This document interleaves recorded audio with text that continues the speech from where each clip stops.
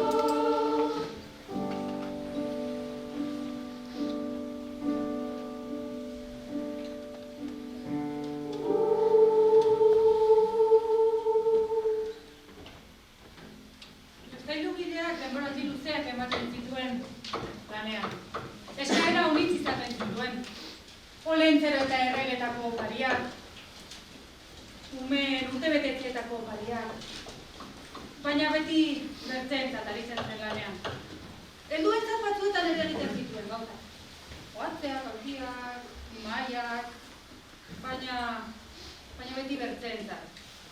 Eta momentu horretan hortazo hartu zen. Beti bertzentzat aritzen zela lanean, ez zuela beretzat deus egiteko astirik hartzen. eta otazo hartu bezain fite, erabaki zuen. Eskaera bukatzen zuenean, beretzat zerbait eginen zuela. Ez zekien zer, baina bazekien zerbait ederra izango zela, zerbait ikaragarri ederra.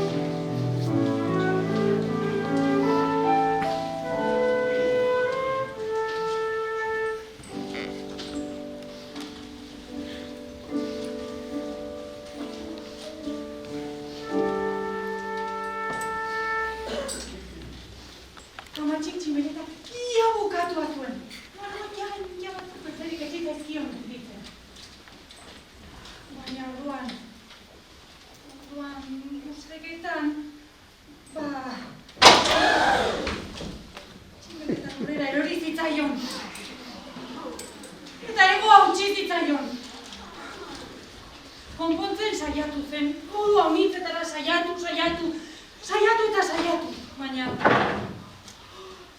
ez zuen konpontzea lortu.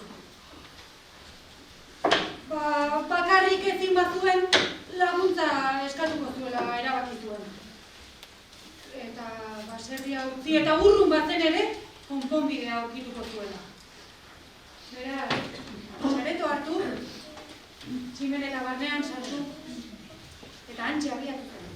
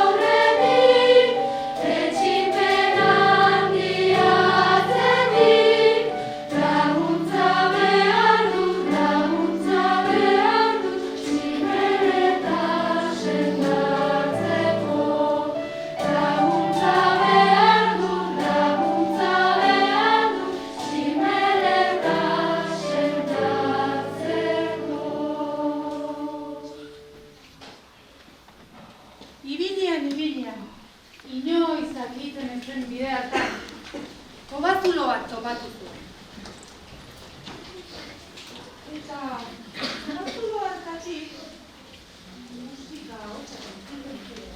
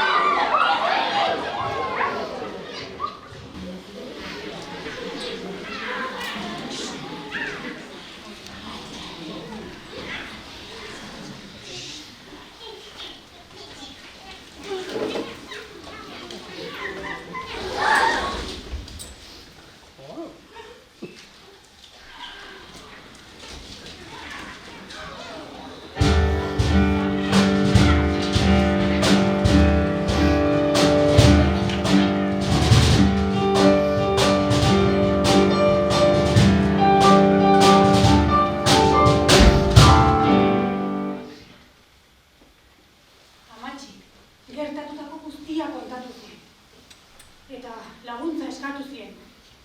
Eta druida guztia ados ziren, konjuru on bat prestatuko zuten. Eta konponbidea saiatuko ziren. Ea, etorri druida guztia.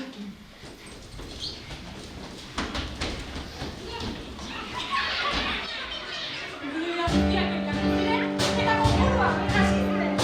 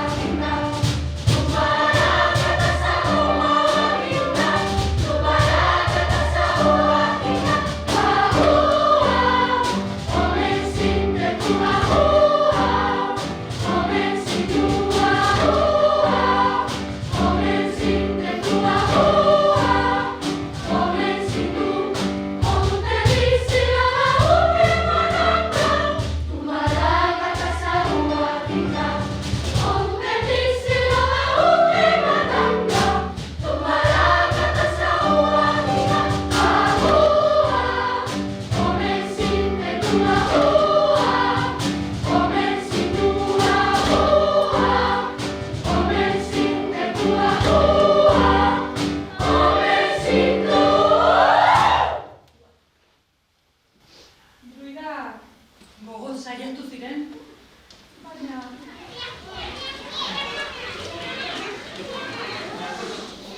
ez zuten konpontzea lortu.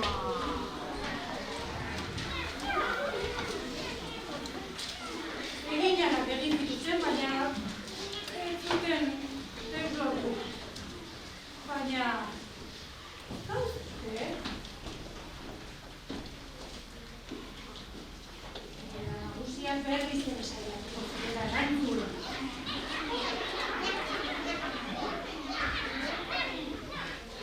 Ea oraingoan!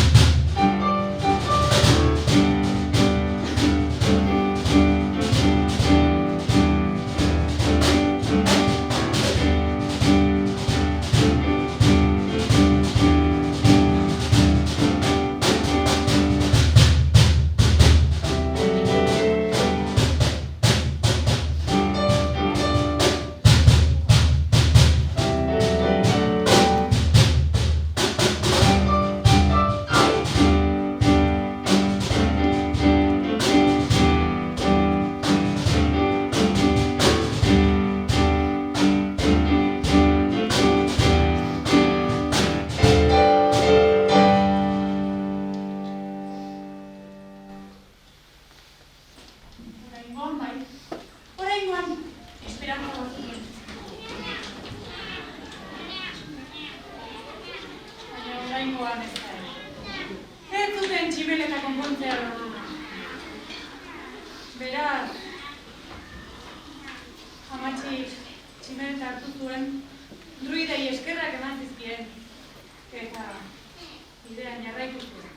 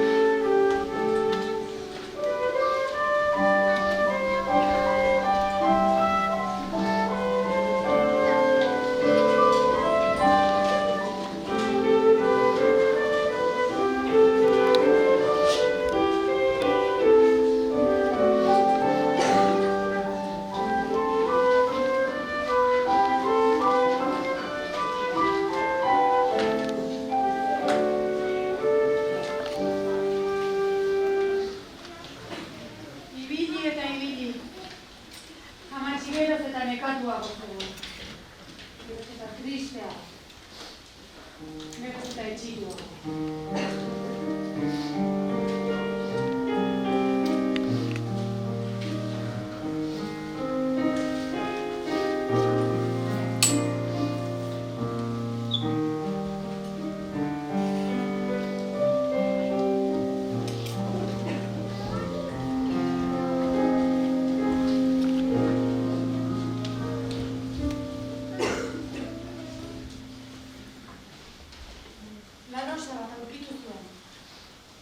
Eta haren ondoan eseri zenean, Larosak onera errantzion.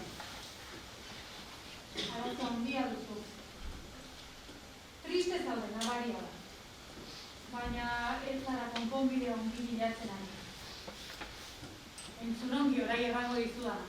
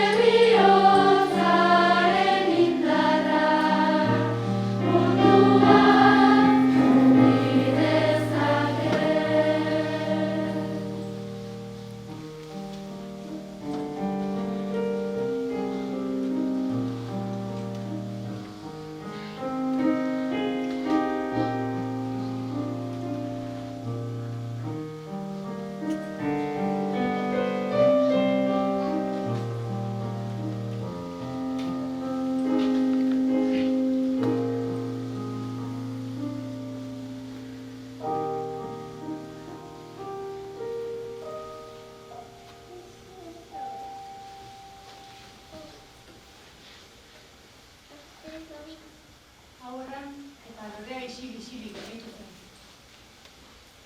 Hitz politak ziren bai, baina jostailugiak ez zuen ulertu Larosak errandakoaren erranaia. Orduan, tximeleta hartu eta estu besarkatu zuen. Negarra ere atera zitzaien. Eta marko horietako batzuk tximeletara iritsi zirenean. Argi eder batek argi izatu zuen. Tximeleta konpontua zegoen. Inoiz baino kolore molikagoa zuen. Egan egiten ere hasia zen. Orduan, amatxi, etxera bueltatu zen. Eta bere lantegian sartu zen. Lanean jarraitera, jostailuak egitera etengabe. Baina oraingoan bai, bere tximeletaren konpainia topa.